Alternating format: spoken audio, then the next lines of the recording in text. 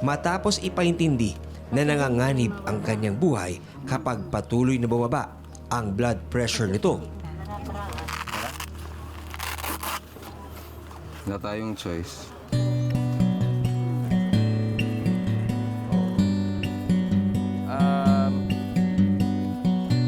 Di ba tayo pwedeng maghiram na?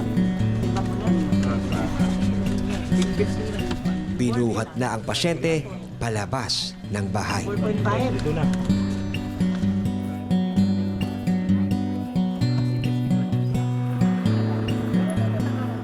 Ang problema, motor lang ang karaniwang transportasyon sa lugar.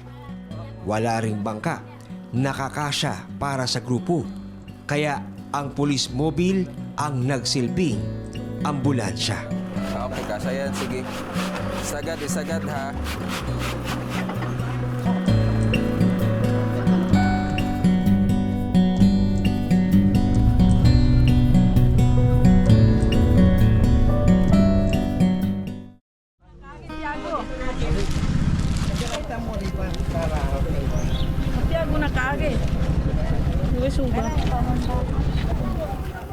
Isinakay naman ang sanggol sa kanilang multi-cab ambulance.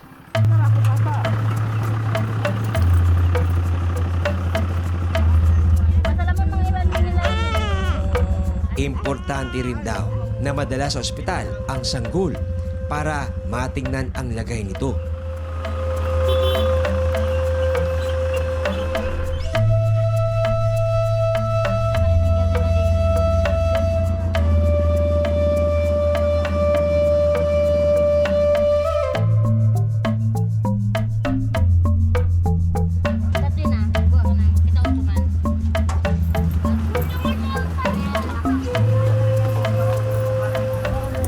Ganun pa din. 80-50.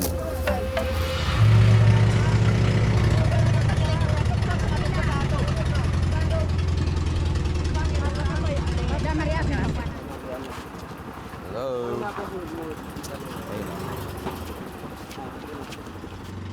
Nagsimulang umambon habang isinasakay ang pasyente.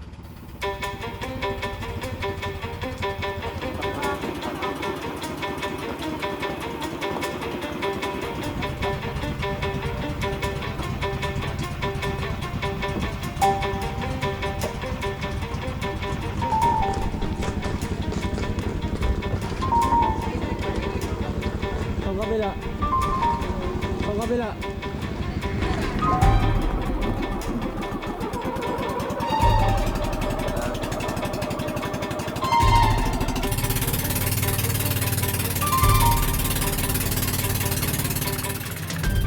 Saktong nasa loob na ng bangka nang bumuhos ang malakas na ulan.